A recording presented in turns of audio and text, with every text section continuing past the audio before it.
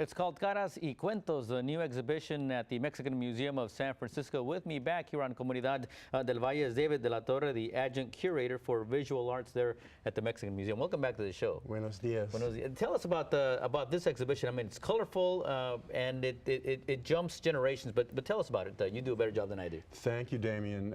Our current exhibition, which runs through January 6th of next year, it has a nice long run. It's called Caras Cuentos. It's about portraiture in Latin American art, in Mexican art, in Latino art. It spans the centuries in terms of reflecting the museum's mission, which is to collect from pre-Hispanic through the colonial period and into modern and contemporary times. So there's a little bit for everyone. And there's one in particular that's kind of personal to me. It's called Mujeres Sentadas, and it's a sculpture, and it's significant to me because it's going to come up here. This is a slideshow that we have running. Because this is, there is right there. This is from Chupicuaro, Guanajuato, and it's a small town in the state of Guanajuato where my parents were born. And so they have this exhibit, and they have several other artifacts from Chupicuaro at the Museo Nacional de Antropología in Mexico City. Tell us a little bit about Well, the museum has a wonderful collection of pre-Hispanic material. Mm-hmm. This is the ancient culture material. So these objects go back 1,500, 2,000 years. Wow. And those small little pretty ladies, they're called Mujeres Sentadas, they're very interesting because they show how the people dressed at that time, and they probably depicted a living person. We don't know for sure, but it might have depicted someone that someone was modeling for, or there was some thought involved there. These small figurines were found in burial sites throughout the ancient culture, so they're very prevalent at the time, and we're lucky to have some. What do you think folks are going home with after they visit the museum? Well, certainly the show is rich in a visual sense, and every piece has its own story to tell, its own cuento. But what we'd like people to reflect on as they learn something new through the exhibition is about our own identities as Mexican Americans, as Americans in general, as Americans representing any ethnic group, our own personalities, what our makeup is.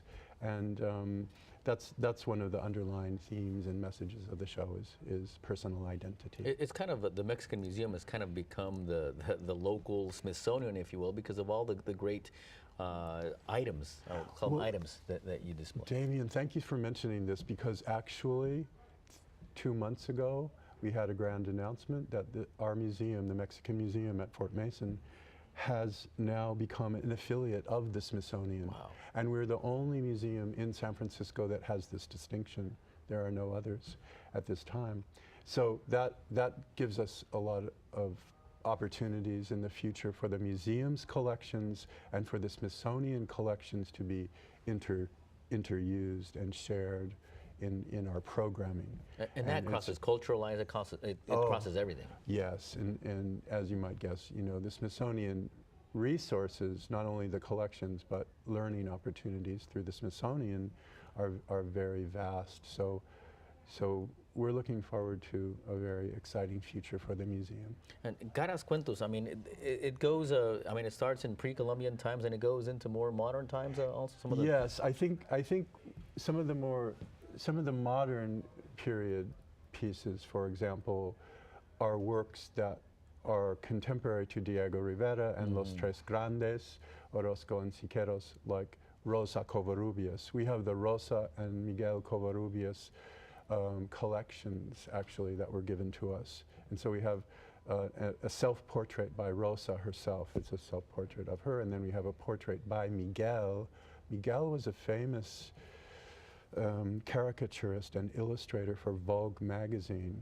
You know the types of drawings that he did and illustrated for the magazine. He was a very important figure, as was Rosa.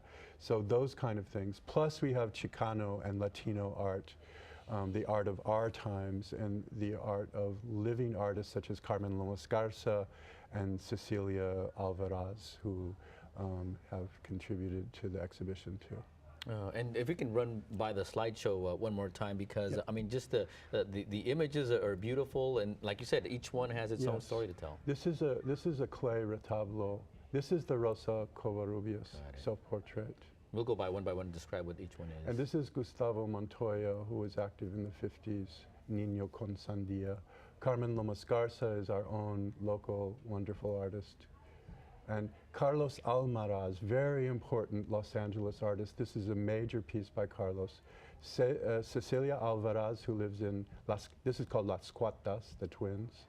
This is a muralist from Los Angeles who is still living. And this is a photographer from New Mexico chronicling costume people in New Mexican culture. And this is Las Mujeres Sentadas we spoke of. Colonial art is very important for us, religious art, and we have a beautiful Santo on view. All right. Well, this is running at the Mexican Museum of San Francisco, Fort Mason. And I mean, this is a great opportunity for folks to come out and enjoy this great exhibition. There is the web address for more information, mexicanmuseum.org. We have about 10 seconds. Any final thoughts? You know, one fun thing to do at Fort Mason is to come to the food trucks night every Friday. I heard about now. that. Yeah, and the museum's planning to be open in the evening, so you'll be able to get good food and see a great show. All right. Well, thank you so much. Thanks, Damien. All right. Thanks so once much. again. And thank you for watching Comunidad del Valle. We will see you again. Buenas tardes. Muchas gracias.